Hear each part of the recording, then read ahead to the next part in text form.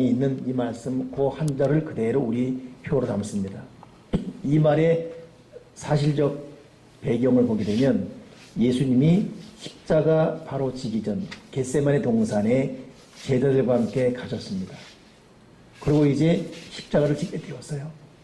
그래서 주님이 십자가를 앞에 두고 제자들에게 일어나서 함께 가자. 당신이 십자가 질 사건 앞두고 같이 가자라는 그 말이 일어나라 함께 가자라는 굉장한 미션, 사명이 주어진 말이 오늘 이 말씀입니다. 이 말의 의미가 무엇인지를 살펴보고 결론적으로 저와 여러분이 교회 안에서 각 가정과 삶에서 어떠한 태도로 살아가야 될지를 한번 묵상해 볼 것입니다. 이 말씀을 할 때 예수님의 상태는 어떠했는가? 세 가지 주님의 상태를 우리가 확인할 수 있습니다. 첫째는 예수님은 극한 두려움과 괴로움에 빠져 있었습니다. 성경 본문에 심히 놀라시며 슬퍼하사 말씀하시되 내 마음이 심히 고민하여 죽게 되었으니 너희는 여기 머물러 깨어있으라. 주님 스스로 당신의 감정을 어떻게 표현했습니까? 내가 심히 놀라고 있다. 그리고 내가 심히 슬프다. 내가 지금 굉장히 고민되었고 어느 정도냐면 죽을 지경이다. 슬프고 고민되고 죽을 지경이다. 이것이 주님의 마음이에요. 십자가 앞에 둔 육신을 입은 분이기 때문에 하나님이지만 육신의 한계에서 느끼는 고통은 다 겪어야 되거든요. 이미 겪는. 혹시 여러분 홀수년을 생일로 둔 분 계십니까? 뭐 63년, 61년 혹은 뭐 57년. 혹시 어제 국민보험 무료 의료보험 다녀오셨습니까? 저도 홀수년인데 바빠서 못 갔어요. 그런데 어제 동기들 혹은 후배들 만나보니까 갑자기 30날부터 금식 들어가요. 왜 그러냐 그랬더니 내일 다 줄줄이 돈 주고는 못 가니까 무료로 위장, 위내시경, 장내시경 다 하러 가야 된다고. 근데 그건 좋은데 보니까 그때가 점심시간인데 얼굴에 웃음이 없어요. 왜 없냐 했더니 저녁부터 굶고 내일 그 내시경 할 생각하니까 갑자기 앞이 깜깜하다고. 여러분도 그렇죠. 우리 교원 하나는 주사 맞는 게 싫어서 주사 얘기한다고 겁을 벌벌 떨고 그래요. 우리 간단한 것도 그런데 여러분 예수님 십자가 달릴 때 자기 양손과 양발에 대못 박히고 머리에 가시관 쓰이고 죽는다. 이거 굉장한 두려움이거든요. 사람이 모르니까 살지 자기가 언제 죽는다 알면 못 살아요. 그래서 사형수들을 보통 독방에 둔 이유가 자기가 언제 사형 딱 되는 그 순간부터 잠을 못 잡니다. 그리고 옆에 있는 사람에게 얼마든지 생각지 않은 일을 테러를 가할 수 있다는 거예요. 사람은 그런 거거든요. 주님도 십자가 앞에 두고 두려웠습니다. 심히 슬펐습니다. 너무 괴로웠어요. 그래서 내가 고민해서 죽게 되었다. 이것이 주님의 마음이에요. 두 번째 주님의 상태는 어떤 상태냐면 그럼에도 불구하고 간절한 기도로 매달린 상태입니다. 주님이 제자들과 함께 구체적으로 베드로, 야고보, 요한인데 겟세마네 동산에 이들과 함께 가서 하신 것이 뭐냐면 땅이 엎드려 될 수 있는 대로 이 때가, 이 십자가 지는 무거운 때가 자기에게서 지나가기를 구하며 아빠 아버지여 아버지께는 모든 것이 가능하오니 이 잔을 내게서 옮기시옵소서. 제발 좀 옮겨주십시오. 그러나 그럼에도 내 원대로 마옵시고 아버지 원대로 되기를 바랍니다라고 기도하고 또 기도하고 있습니다. 그러니 사람의 어찌 보면 그 댐댐이라는 것은 고통을 똑같이 느끼지만 고통을 느끼는 가운데 반응하고 대처해가는 방법이 달라요. 여기에 인간의 깊이와 삶의 질이 다르지 않습니까? 너무너무 고난스럽기 때문에 에라 모르겠다 내 팔자 이판사판이다 막가파로 사는 사람이 있는가 하면 너무 힘들기 때문에 도리어 이것을 반면 골 삼고 화가 복이 될 믿고 견디는 사람이 있습니다. 주님도 죽을 지경이 될 정도로 괴롭고 슬펐지만 그러나 주님이 두 번째 하는 것은 뭡니까? 기도하고 또 기도했어요. 이 잔을 옮겨주십시오. 너무 힘들고 두렵습니다. 그러나 그럼에도 내 뜻대로 마옵시고 아버지 뜻대로 되기를 바랍니다. 그러니 고민 가운데 괴로움 가운데 슬픔 가운데 어떠하든 기도로 이기려는 이 모습. 세 번째 주님은 어떤 모습이냐면 그런 가운데도 제자들에게 관심이 있었어요. 본인이 지금 죽을 정도로 괴로웠거든요. 그런 가운데 기도했거든요. 근데 그럼에도 불구하고 과연 같이 왔던 제자들은 어떻게 하고 있는지가 궁금했습니다. 그래서 제자들에게 와보니까 12제자 중에 대장 제자인 시몬이 자고 있습니다. 그러니 시몬아 자느냐? 네가 한 시간도 깨어 있을 수 없더냐?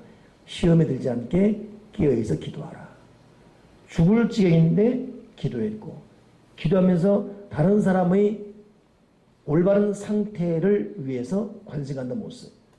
이것이 일어나라 함께 가자. 이 말씀하기 바로 직전까지의 주님의 세 가지 모습입니다. 그럼 이런 이 주님과 같이 있었던 이 제자들의 상태는 어땠는가? 한 두 가지로 볼 수 있어요. 첫째는 이 제자들은 굉장히 피곤했습니다. 그것도 무슨 말을 할 수 없을 정도로 피곤했어요. 예수님이 본문에 보니까 제자들이 자는 것을 보시고 베드로에게 말씀하시되 시몬아 자느냐? 네가 한 시간도 깨어 있을 수 없더냐? 시험에 들지 않게 깨어 있어 기도하라. 너희가 마음은 원인데 육신이 약하구나. 그리고 주님은 기도한 다음에 다시 왔거든요. 근데 여전히 자고 있는 거예요. 어느 정도로 자나 했더니 눈이 심히 피곤했는데 예수님의 질문 앞에 무슨 말로 대답할 줄을 모를 정도로 비몽사몽하네. 흔들어도 그냥 왜? 이 정도로 사람이 굉장히 피곤. 그러니까 마음이 힘드니까 몸도 다운되죠. 보통 그렇지 않습니까? 그러니 제자들은 피곤의 절정의 상태. 무슨 말을 할 수 없을 정도로 피곤한 상태. 잠을 이기는 장사 없습니다. 삶이 지치고 피곤하면 잠자는 게 행복이다 이렇게 느껴지나요? 나 그냥 냅둬 그냥 잠이나 잘래 이런 거 있지 않습니까? 그러니 가장 무거운 것이 잠이라는 것. 우리가 참 피곤한 삶을 살아왔습니다. 마음도 지치고 몸도 지치고 삶 자체가 무겁고 어찌 보면 이 제자들은 우리와 똑같은 삶을 지금 살아왔습니다. 그래서 기도할 때임에도 불구하고 중대한 일을 앞에 뒀음에도 불구하고 이걸 생각할 여력이 없어요. 피곤했어요. 지쳤어요. 만사가 귀찮은 겁니다. 무슨 말을 할 수 없을 정도로 이 지친 상태. 두 번째 제자들의 자세는 상태는 어떠냐면 준비가 전혀 되어 있지 않았습니다. 시몬아 자느냐? 네가 한 시간도 깨어있을 수 없더냐? 깨어있어 기도하라 라고 말하는데 잤어요. 주님이 첫 번째 오고 두 번째 오고 세 번째 옵니다. 세 번째 와서 희한한 말씀하십니다. 그들에게 이르시되 이제는 자고 쉬어라. 그 다음 말이 뭐냐면 그만 되었다. 이제 자고 쉬라. 그만 되었다.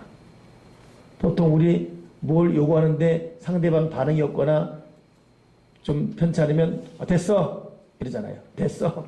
주님은 됐어 그러지 않아도 점잖게 이제 자고 쉬어라. 그만 되었다. 주님이 아예 그냥 계속 깨어있어 일어나 빨리 기도해 빨리 기도해야지 이렇게 말하는 걸 스로 스탑할 정도로 안 되겠어요. 됐다. 그냥 자라. 그만 되었다.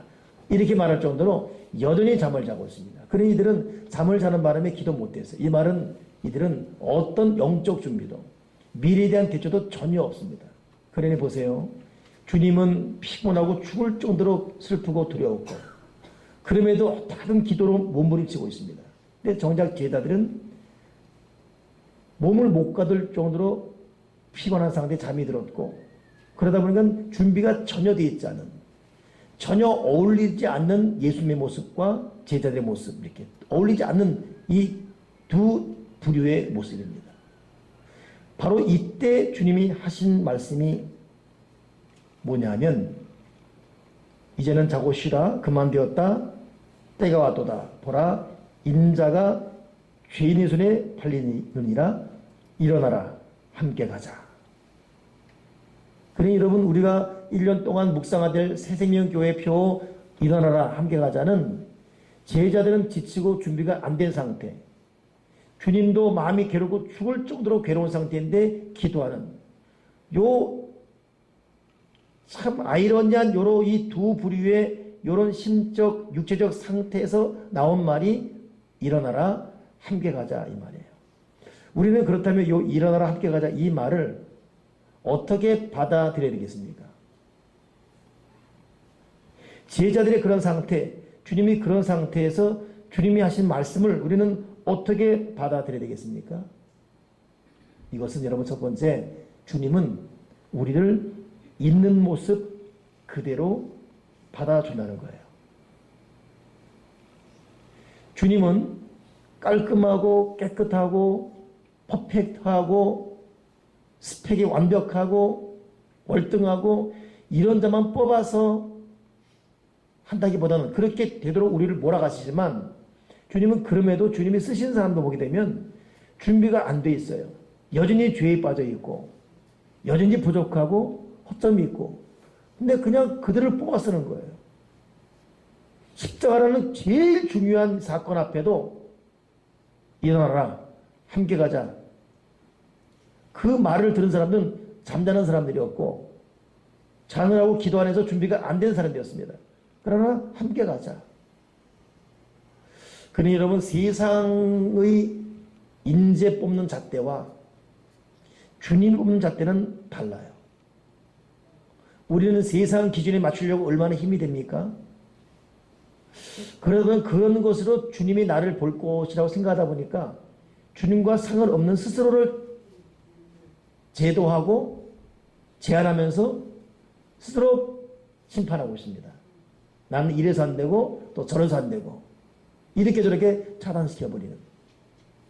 그러나 여러분 오늘 이 주님의 모습 볼 때 주님은 준비가 되지 않는 그냥 있는 모습 그대로 받아주시는 주님임을 우리는 잊지 말기 바랍니다. 그렇다면 오늘 여러분 2016년을 맞이한 여러분 저도 준비가 안 돼 있습니다. 저도 여전히 부족하고 2015년 살아가면서 너무 속상하고 후회되는 게 많아요. 그동안 해왔던 말들, 사람과 보이던 태도들, 행동들, 1년 동안 이루기 위해 꿈꿨던 것들 제대로 한 게 아무것도 없어요. 역시 또 나이만 먹었고 또 새로운 한 해를 맞이했을 뿐이지 속 시원하게 살아온 게 없습니다. 여러분은 여러분의 2015년을 어떻게 판단하십니까? 잘 살아왔습니까? 말 그대로 소원 성취했습니까? 뭐 이 정도면 됐지 뭐 이렇게 말할 수 있습니까? 깔끔했습니까? 부지런했습니까? 읽기로 작정했던 책들을 읽었습니까? 대인관계에서 직장생활에서 어떤 꿈을 이루었습니까? 말씀과 기도의 생활을 어느 정도 해왔는지요? 이거 여러분 따지고 추적하기 시작하면 참 우리는 너무 답답해 후회스럽습니다. 반복되는 후회, 전혀 개선되지 않는 매년 연말 연시를 맞이합니다. 그런데 그럼에도 불구하고 이런 우리를 있는 모습 그대로 받아주시는 예수님. 이런 우리를 넌 이래서 안 돼. 넌 나가. 넌 좀 무식해. 넌 나가. 넌 좀 못생겼다. 너 나가라. 넌 잠만 자잖아. 너 나가라. 너 안 되겠다. 너. 이렇게 아니에요. 일어나라. 함께 가자. 이 주님의 마음. 여러분 주님의 이 부르심을 그대로 받아들이는 저와 여러분 되기 바랍니다. 내가 나를 봐서 안 됩니다. 하나님이 나를 보는 눈으로 나를 봐야 돼요. 아멘이십니까? 내가 나를 보고 다른 사람이 나를 보는 것으로 적용하고 살아간다면 사람은 못 살아가요. 괴롭고 낙심되고 좌절되고 기죽고 위축되고 기준 이하의 모습 때문에 좌절하고. 그러나 주님이 나를 보는 그것 때문에 믿음이라는 것은 내가 나를 보고 자신만만한 것이 아니라 부족함에도 불구하고 이런 나를 사랑하시는 그 주님을 받아들이는 그것이 믿음임을 잊지 마십시다. 일어나라 함께 가자. 오늘 주님께서 동일한 말씀을 하고 있습니다. 아들아 딸아 일어나라 함께 가자. 두 번째 여러분 일어나라 함께 가자 이 메시지의 숨은 의미는 첫째는 있는 모습 그대로 받아주신다는 것이라면 두 번째는 여전히 우리에게 있는 모습 그대로 받아주는 것만이 아니라 이런 우리에게 미션을 사명을 주는 거예요. 주님은 십자가 질 만한 준비가 다 돼 있었어요. 완벽하게. 땀을 뻘뻘 흘려 기도했습니다. 어느 정도 기도했느냐 하면 떨어지는 땀방울이 이 혈관을 터뜨려서 땀방울이 피범벅이 되듯 흘러내렸습니다. 완벽한 준비하고 일어났습니다. 그러나 그들은 준비 안 됐거든요. 주님은 준비된 상태에 십자가 지러 갔고 따르는 그들은 준비가 되지 않은 상태에서 십자가 지는 주님을 봐야 했습니다. 그러니 준비가 되지 않은 그들은 때로는 도망가고 오합지졸 난리법석이었죠. 근데 이런 이들에게 십자가 길을 가르치는 거예요. 결국 어떻게 되었죠? 도망갔던 사람들 줄줄이 그 십자가 다 집니다. 순교하고 가장 근접해서 가장 주님을 배반했던 베드로는 주님이 진 십자가를 거꾸로 지고 죽는 이 고통을 감행하면서까지 주의 그 길을 걸어가고 맙니다. 준비되지가 않은 자들을 받으셔서 그런 자들에게 십자가 사명을 주시는 예수님. 저 사람의 그 사명 맡기면 이거 큰일 나는데요. 근데 맡겨주는 거예요. 여러분, 사람은 심리학적으로 자기가 자기를 알아요. 내가 얼마나 부족한지. 근데도 이런 나에게 미션을 맡겨주고 누군가 맡겨주면 이것이 고마워서 목숨 걸게 되어 있습니다. 참 사람 묘하지요. 그래서 사람에게는 격려가 필요하고 칭찬이 필요하고, 그래서 칭찬은 고래도 춤추게 한단 말이 있지 않습니까? 칭찬과 사실은 틀려요. 사실은 사실 그대로. 근데 칭찬은 그렇지 않음에도 그렇게 될 줄 믿고 그 사람의 조그마한 장점을 격려해 주는 게 칭찬이죠. 99%의 단점이 있어요. 근데 1%의 장점을 인정해 주는 거, 이게 칭찬인데 그 1% 장점을 칭찬하는 그 칭찬 때문에 99%의 단점을 이기고 일어섭니다. 사실과 칭찬은 다른 겁니다. 칭찬이 사람을 살리는 거예요. 주님은 준비가 되지 않은 이들에게 그 미션을 맡겨줍니다. 결국 그들이 줄리라 그 길을 걸어가고 있습니다. 이런 저에게도 주님께서 준비가 되지 않았음에도 저를 불러주었고 여전히 부족함에도 사명을 주신 이것이 믿으니까 더 열심히 더 주님을 위해 살아야지, 이런 그런 결단이 서는 것을 한두 번 경험한 게 아닙니다. 여러분 어떻습니까? 주님이 지금 우리를 그렇게 맞이하고 있다는 사실을 잊지 마십시다. 오늘 말씀을 정리하면서 일어나라 함께 가자, 이 말씀은 새벽에 주님께 제 마음에 조용히 주신 귀한 메시지입니다. 그렇구나, 우리야말로 일어나라 함께 가자, 이 말씀으로 한 해를 살아가야 되겠다. 교회적으로, 사역적으로, 여러분 가정적으로 어떤 형편처지인지 스스로 느껴질 것입니다.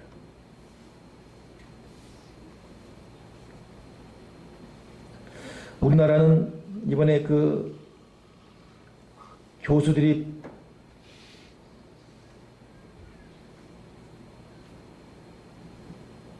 선택한 우리나라의 사자성어 보니까 혼용무도, 그래서 세상이 어지러워서 도리가 제대로 행해지지 않음을 묘사하는 논어의 천하무도, 그 무도를 합친 이 말로 혼용무도, 이것이 1위가 되었어요. 혼용무도 이어서 두 번째 사자성어에 오른 것이 사시입인데, 이것은 물고기 잡기 위해서 물을 다 퍼내서 잡는다, 이런 이 참 너무나 참 잔인한 이 모습. 그러니 대한민국을 대표하는 교수들이 본 우리나라의 현실이라는 것이 혼용무도 그리고 사시입이, 말 그대로 너무 참 암흑스러운 현실을 그대로 말해놓고 있습니다. 어찌 보면 우리 삶도 어찌 보면 그렇습니다. 근데 문제는 그렇다고 우리가 그냥 무너질 수 없지요. 이런 가운데 여전히 우리의 대안은 예수 그리스도, 민족, 가정, 교회적인 유일한 돌파구는 예수 그리스도. 오늘 저는 여기 오기 전 11시 우리 카페 그립시에서 종무 예배를 간단히 드리면서 마지막 우리 스태프들이 했던 말이, 기도는 기적입니다. 믿음의 기적입니다. 어떠하든 예수 이름 부르고 어떠하든 보혈을 부리며 기도가 기적, 믿음이 기적이니까 이걸로 우리는 돌파구 마련해야 되고 가시밭길을 하나의 과정 삼아 그 다음을 뛰어 올라가야 되고, 이 말을 간단히 나누는데 저는 제 마음 있는 그걸 그대로 고백했습니다. 여러분, 혼용무도, 사시입이 온통 어지럽고 쑥대밭돼버린 현실이랄지라도 우리가 절대자 예수 그리스도 믿고, 비록 나도 너도 준비가 되어 있지 않지만 그분의 절대 능력 믿고 기도가 기적이고 믿음이 기적이다 라면서 일어난다면 반드시 위대한 역사를 이룰 수가 있을 줄, 위대한 역사를 이룰 수 있을 줄 믿습니다.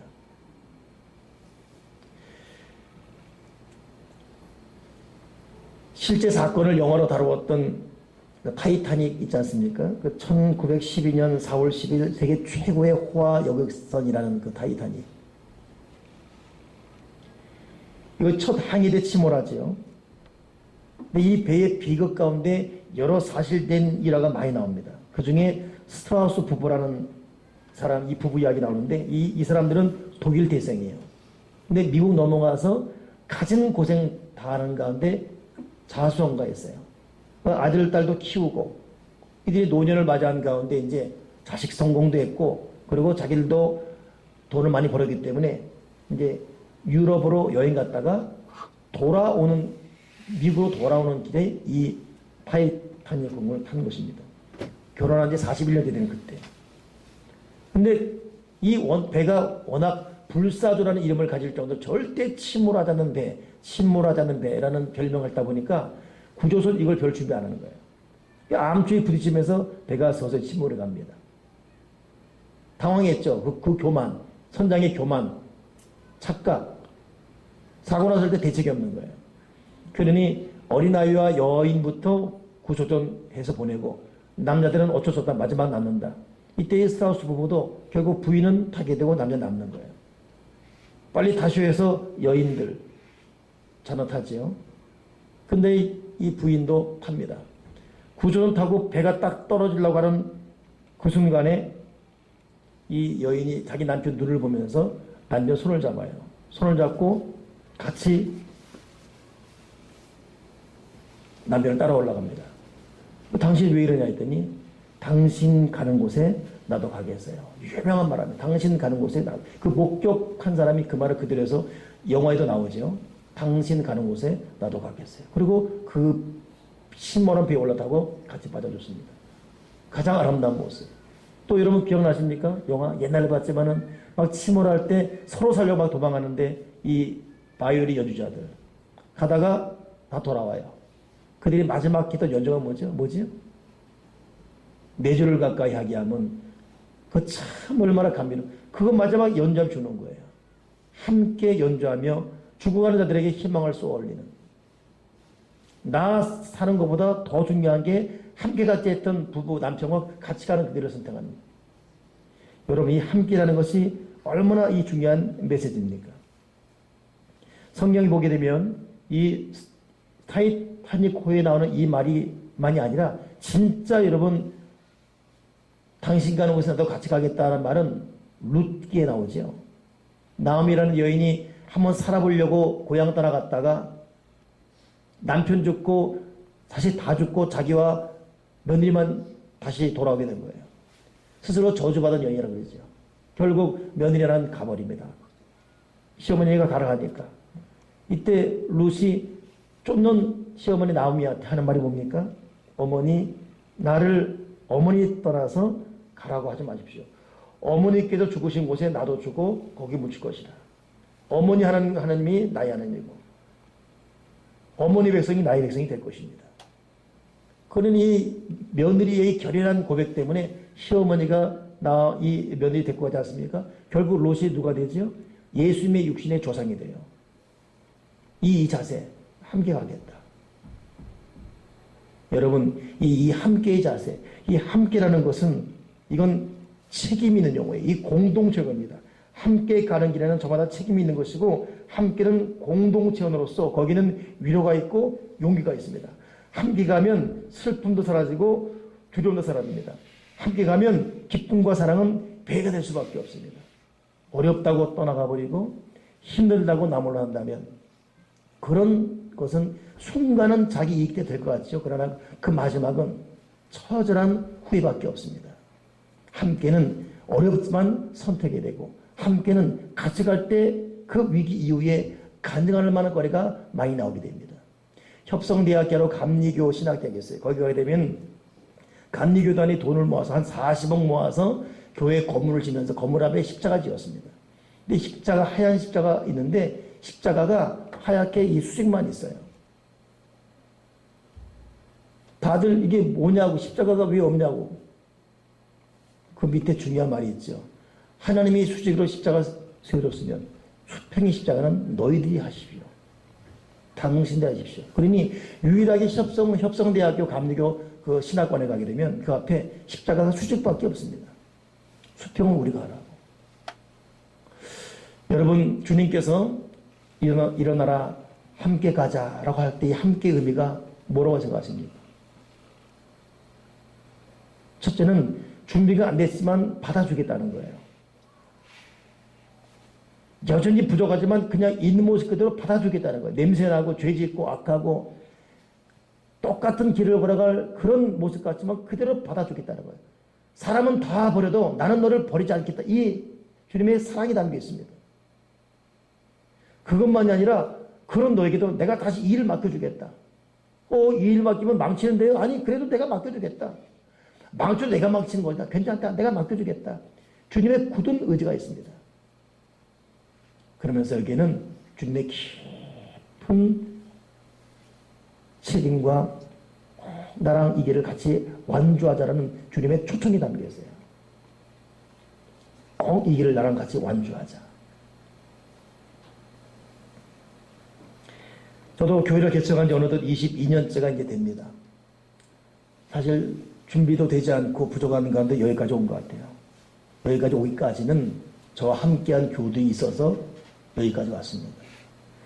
제 힘과 제 지식으로는 결코 올 수 없었던 일이었는데 여기 있는 여러분들이 끝까지 오늘 투게더를 함께 해줬습니다. 믿어줬고 같이 해줬고 같이 울고 같이 웃고 참아줬고 이 함께라는 것이 얼마나 중요한지 2016년 우리 교회도 역시 함께하는 공동체 의식 갖고 주님이 주신 이 미션을 완주할 수 있는 우리 모두가 꼭 되기 바랍니다. 이건 비단 교회만이 아니라 여러분 가정도 마찬가지예요. 부부가 함께 가야지요. 부모와 자식이 함께 가야지요. 갈등하고 분열하고 서로 비판하고 등을 지고서는 결코 큰 일을 이룰 수가 없습니다. 있는 모습 그대로 오늘 2016년 맞이한 저와 여러분이 이 함께 가자, 일어나라, 함께 가자 이 말씀 마음에 꼭 간직하고 일어나서 함께 가면 반드시 하나님 아버지 예비하신 귀한 역사 맞이하게 될 것입니다. 서로 같이 바라보고 같이 손잡고 격려하고 동역하면서 함께 귀한 길 완주할 수 있는 저와 여러분 되기를 주님의 이름으로 축원합니다. 기도하겠습니다. 하나님 아버지, 세대명 교회 여기까지 에베네zer 하심을 감사하고 함께 귀한 사역을 이루게 하심을 감사합니다. 2016년 우리가 다 부족하지만 다 허물이 많지만 함께 이 길을 완주할 수 있는 하나님의 사람이 되어지게 도와 주시옵소서. 비단 교회만이 아니라 각 가정에서도 부부가 또 부모와 자식이 함께 가정을 이루게 도와주시옵소서. 직장과 사업장에서도 반목하고 대립하는 것이 아니라 함께 가고 이해하고 배려하면서 함께 이 길을 완주하는 함께 가는 인생이 되어서 큰 십자가도 함께 감으로 넉넉히 지고도 남을 수 있는 위대한 역사 꼭 이루게 도와 주여 주시옵소서. 오늘 우리 모두에게 주님 말씀해 주시옵소서. 일어나라 함께 가자. 오 하나님 영광받아 주시옵소서. 주 예수 그리스도 이름으로 기도드리옵나이다. 아멘. 아멘.